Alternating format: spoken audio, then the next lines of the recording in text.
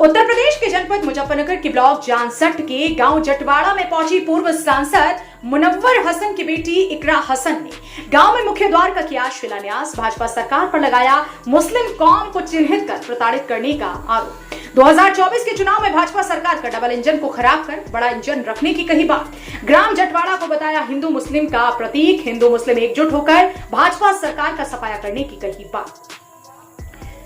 जनपद मुजफ्फरनगर की ककरौली थाना क्षेत्र के ग्राम जटवाड़ा में ग्राम प्रधान नवाब अली द्वारा गांव के मुख्य मार्ग पर प्रवेश द्वार का निर्माण कार्य शुरू कराया गया है, जिसमें मुख्य अतिथि के रूप में पहुंची कैराना से सांसद मुनव्वर हसन की पुत्री इकरा हसन ने मुख्य द्वार की नींव की ईंट रख शिलान्यास कर मुख्य द्वार का कार्य शुरू कराया। कार्यक्रम में बोलते हुए मुख्य अतिथि इकरा हसन ने कहा कि जटवाड़ा के लोगों को मेरी वाली साहब से घरेलू प्यार था। उन्होंने सभी मजहब के लोगों को एक साथ लेकर चलने का काम किया था, लेकिन भाजपा सरकार हमारी कौम के मुख्य नेताओं व पार्टी को मजबूत करने वाले लोगों को चिन्हित कर हमारे ऊपर जुल्म करने पर लगी हुई है। भाजपा सरकार जैसे मुसलमानों पर जर्मनी जैसे देशों में अत्याचार हुआ, ऐसे ही अत्याचार हमारे साथ हो रहा है।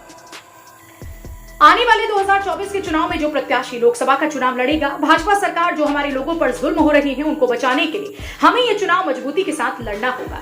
भाजपा हमें आपस में लड़ाकर हमारा फायदा उठा रही है, लेकिन हम सभी को समझदार होकर एकजुट होकर भाजपा सरकार को मुंहतोड़ जवाब देना होगा। वहीं उन्होंने कहा कि आने वाले 2024 के चुनाव में गठबंधन और मजबूत होगा। तेवड़ा मदरसे के मुफ्ती इकबाल ने कहा कि हमारे लिए कोई ना हिंदू है ना मुसलमान, हम सब एक हैं। हमें हिंदू मुसलमान के नाम पर लड़ाया जा रहा है। आने वाले चुनाव में हम सभी को एकजुट होकर हिंदू मुस्लिम की मिसाल कायम कर भाजपा सरकार का सफाया करना है।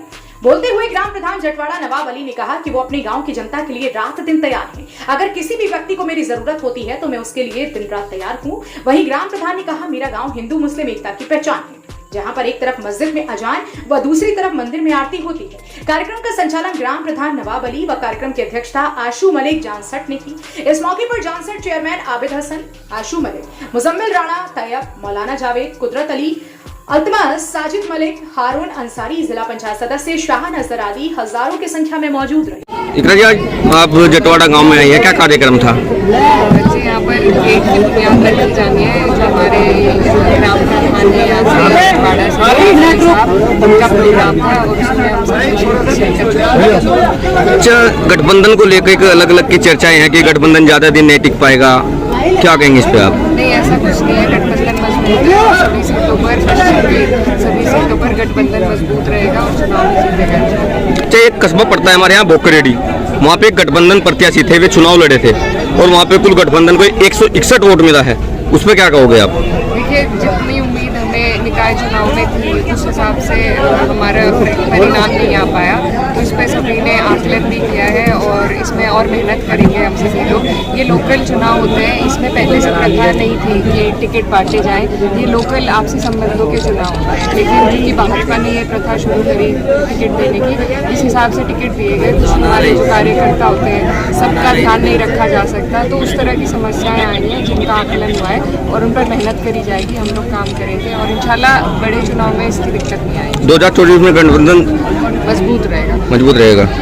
तो क्या उम्मीद है 2024 में? जी, उम्मीद ये है कि जो डबल इंजन की सरकार है उसमें बड़ा इंजन लग जाए और इसी के लिए सभी लोग सहयोग करेंगे हर राज्य में। लड़ाकर हमारे ऊपर ऐसे ही अत्याचार, आगे का भी इनका यही मंसूबा है।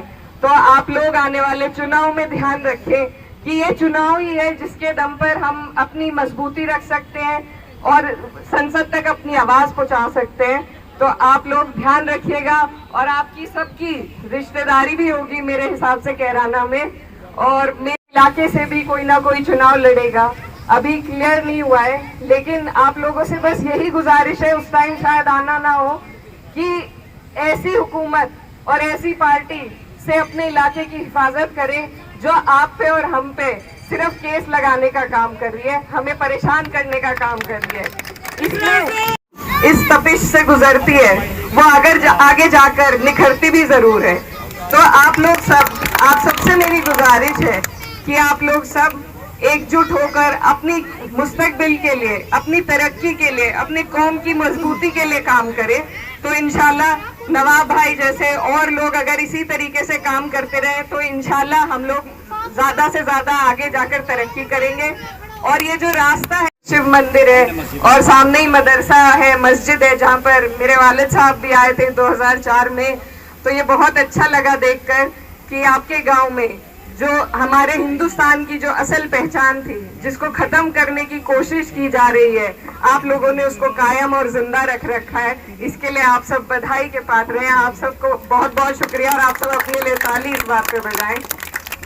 हम एक ऐसे दौर से गुजर रही है कि हमें चिन्हित कर हम पर वार किए जा रहे हैं। ऐसी सिर्फ हमारी कौम नहीं है, अगर हम पूरी दुनिया में देखें तो कई बार ऐसा हुआ है कि कुछ जो नेता होते हैं, उनके ऊपर जो रूलर होते हैं, वो इस तरीके के चिन्हित करके किसी किसी कौम को परेशान करने का काम करते हैं। जैसा कि जर्मनी में हुआ था, वही आज कुछ ना कुछ उसी तरीके का यहाँ पर हमारे परिवार पर काफी मुसीबतें चलती रही, आप लोगों को सबको मालूम है।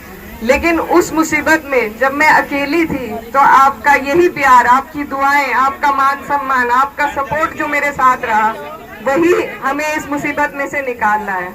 तो मैं यही आपसे गुजारिश करती हूँ कि अपने इंडिया प्लस न्यूज, सिर्फ वही जो सही।